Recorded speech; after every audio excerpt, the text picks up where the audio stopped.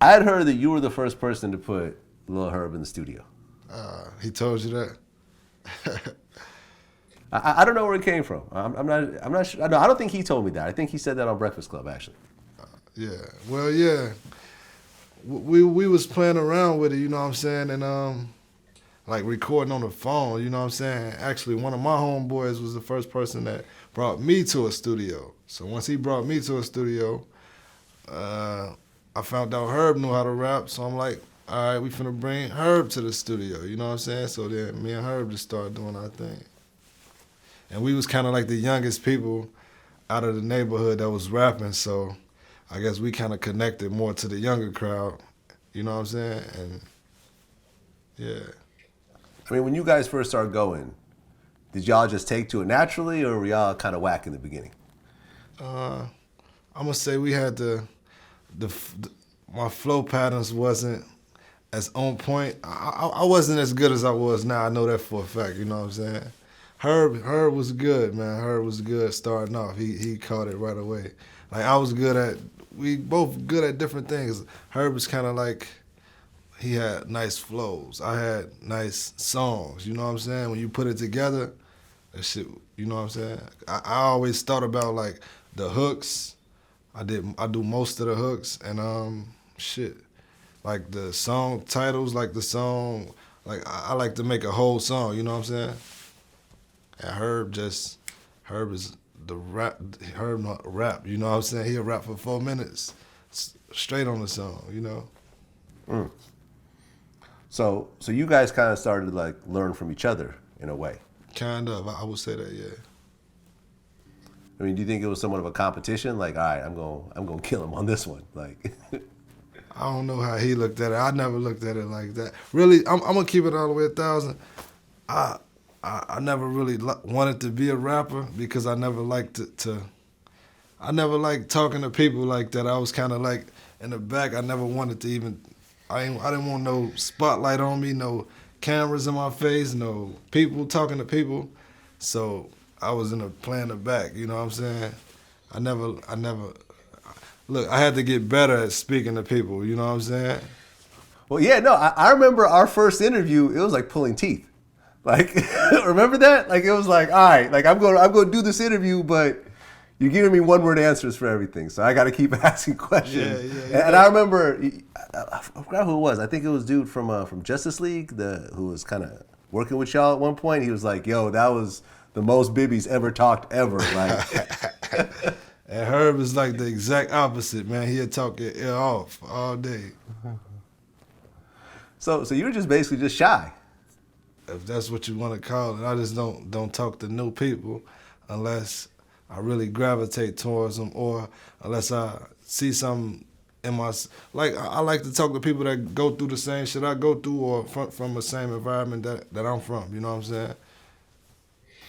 Yeah, I mean, well, look, you got people like Young Thug that just don't do interviews at all.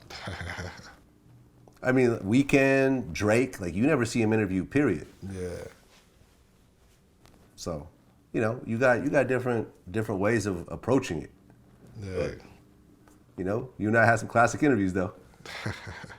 Yeah, man. I mean, people. I don't know. Like, who did I talk? I'm trying to think who I was talking to about this. It was was it 600 Breezy or it might have been Rico Reckless. One of the two where they were talking about how in Chicago, people just want clout. Mm-hmm. They don't care about money. They don't care about anything else. The music, they just want clout. Exactly, man. That's what they want, man. That shit is more important than money these days to these people. Fame, clout. Because you know a lot of niggas with money, they can't get girls unless everybody know them. You know what I'm saying? They got the clout or whatever you want to call it. You know, a lot of rich niggas need fame, clout to get females unless they gonna have to pay for them, you know? So a lot of them spend their money trying to get fame. I know a bunch of drug dealers try to rap. All of them want to be in the rap business, man. Yeah. I mean, it goes both ways. It's like, the drug dealers want to be rappers, the rappers want to be drug dealers, the athletes want to be rappers. Like, I don't think no rappers want to be drug dealers. Maybe that's how they getting their money. I don't know if they want to be. They want to be rappers. That's why they rapping. If they was getting a bunch of money out rapping, I'm sure they wouldn't be drug dealers. Yeah, but how many rappers do you know that surround themselves with drug dealers? Shit, almost all of them. You see what I'm saying? If So you they don't want to be associated with that, shit, why are they surrounding themselves with that element? Because, man, if you don't have drug dealers around you, you basically gonna have a bunch of leeches that don't got their own money. At least they got their own money to pay to come through, come around. You know what I'm saying? You ain't gotta pay for all they shit, I guess. Okay, there's that, but then what about all the problems that these drug dealers have that go along with them? That you right there next to them when those problems pop off. Like what? What problems? What kind of problems? I mean, think about if you hanging out with someone who got some money on their head. Money on their head. Okay, which happens in Chicago all the time. In Chicago, that shit don't even make a difference, Vlad, because everybody want to kill everybody down there. Everybody got people that want to kill them. So if it's money on their head or not, it's still gonna be people trying. You know, every rapper from Chicago, damn near. If you from Chicago rapping about gangster crazy shit, it's people that want to kill you. Cause I'm not gonna lie, Vlad. Every Chicago artist is damn near official. They from a street that do crazy shit. They kill people. People done got killed, and it's back and forth killing. So every Chicago rapper got people that want to kill them, damn man. I mean, you got Kanye, you got Common, you got Chance. I don't, you got Famous Dex. I don't know how gangster Famous Dex is. I couldn't tell you that. But every one of them is from a block. I don't know about no Chance or no Kanye. I think Common is, but he separated himself. You know what I'm saying? So let's talk about Common for a second. So this year, last I checked, and January's not over yet, there's been 288 shootings in Chicago, which is like way worse than it was the previous 10 years or something like that.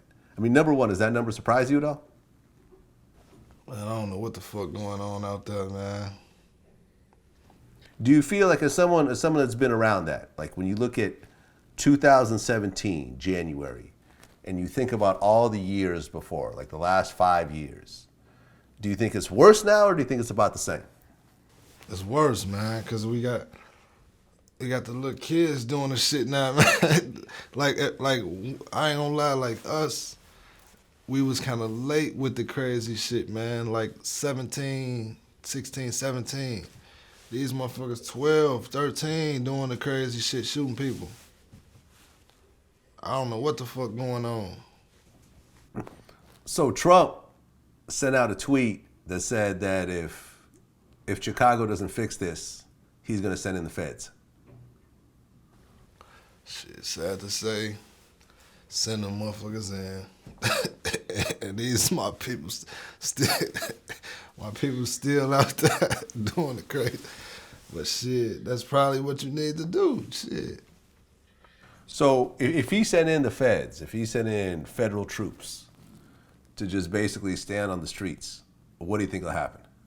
Motherfuckers ain't gonna be coming through doing no crazy shit. I'm telling you that. Matter of fact, on our blocks, the police used to park right there. Wherever we was all hanging at, they used to park right there because if they leave, it'll be some motherfucking shots fired. So that's the only reason how you can stop the violence if you put them people out there. But as soon as they leave and the people gonna start finding out their schedule, that's the times that they gonna try to come through and do their crazy shit. But if you put them people out, that ain't gonna be no crime.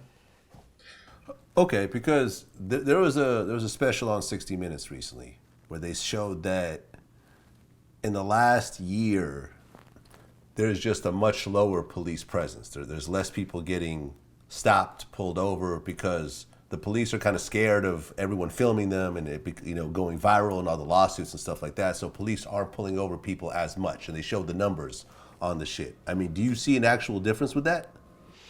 I don't know, but man, it's at an all-time high, man. Everybody keeping their gun on them at an all-time high. So shit, it should be. I don't know what's going on. I don't want to say too much about that. You know what I'm saying? But everybody keeping their gun on them basically because they got to. Because everybody got them. If you don't got yours and somebody pull up on you, then you just gonna be a fucking running. You know what I'm saying? You gotta. Yeah, and you it's don't wanna, unfortunate. if you don't got your gun on you, they gonna have the ups and they could get to run all the way up on you and do whatever they want. At least if you got a gun, they gonna think twice before running up on you. You could shoot back. Yeah, I mean, how do you feel about Trump in general? Like now that Trump got elected and he's going to be president for the next 4 years, like how does that make you feel? I don't really know about no presidents, man. I don't see what they do or what they ever did, because I was in my own little world, my own little crazy world. I don't know what the fuck a president ever did for anybody. So Trump, I'm not gonna lie. The dude is kind of crazy, and he say some crazy shit, but at least he speak his mind, and you know where he coming from. A lot of people be saying they gonna do some shit, and they gonna do this and that, and they don't do it. You know what I'm saying? They just be lying and saying shit. It don't look like Trump be lying about the shit he be saying.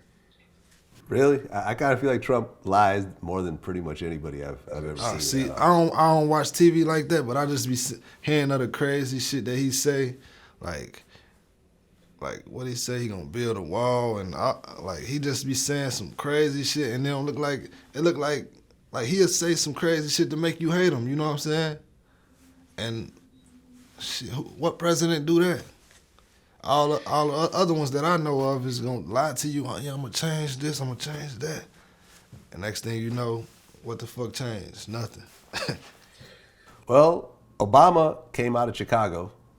He was president for 8 years, and during those 8 years, Chicago actually got worse. Exactly, man. Yeah. And he talking about making the change to that motherfucker. However he gonna do it, I don't know. It's gonna be bad for the people that's doing the crazy shit. It's gonna be bad for them, but it's gonna be good for the city as a whole. Well, yeah, I mean, because Obama, now that he's done, he's actually setting up shop in Chicago. You heard about that? Well, Yeah, he's actually like building a center out there, and he's going to be like working out in Chicago. Working out. Well, from what I know of, he live in this neighborhood called Hyde Park, and that's like very close to everything. Like, you go 5 blocks this way, it's people getting killed. 5 blocks that way, it's people getting killed. You know what I'm saying? So I don't know. Wait, really? Wait, so you're saying that Obama's setting up shop in a hot zone? No, not in a hot zone. I mean, Hyde Park is a good area, but let's say you go 6, 7 blocks this way, it's people getting shot. 6, 7 blocks. Well, I mean, you could hear gunshots from 6 or 7 blocks away, right? I guess, yeah. Well, that's what I'm saying. It's like you got Obama in this house or in this building, and you're hearing gunshots go off in the distance. Like that don't sound all that nice. You see what I'm saying? Like I'm like they're really gonna put a former president right there. I mean, think about the Secret Service, because you know when you're a president, you get Secret Service for the rest of your life. See, look, Yeah. when he come through, his whole area be blocked off. The whole Hyde Park blocked off, man. And there's police out there all day, like I told you how they be in our neighborhood. There's police out there parked, riding through there all day. And don't nothing really happen through there, but I don't know why the police just stay right there. Yeah, I don't think too many dudes want to start beefing with Secret Service. Nah, hell no. You're not winning that fight. I think Farrakhan stay in Hyde Park too, man. Okay. And Farrakhan very well protected. I heard he moves like the president. Man, I think they came to the studio that I work at one time, I'm thinking it's a regular day. I'm get my shit ready to go to the studio. There's people out there. It's like 30 niggas in black suits. They got AKs, all type of crazy guns and shit. So I walk up trying to go to my studio session. They like pushing me back. Oh, where you think you going? This. Man, I get pissed off. Like, man, who the fuck is these people, man? They being too dramatic, man. Acting like this a motherfucking president in this place. Whole time I figure out they work for Farrakhan. I'm like, man, they guarding this man with their life. Right. That's the FOI, Fruit of Islam. That's the security part of the Nation of Islam, the Fruit of Islam. Yeah. And they do security. You know, like they were doing security for Michael Jackson when he was alive. Oh. That's what's up.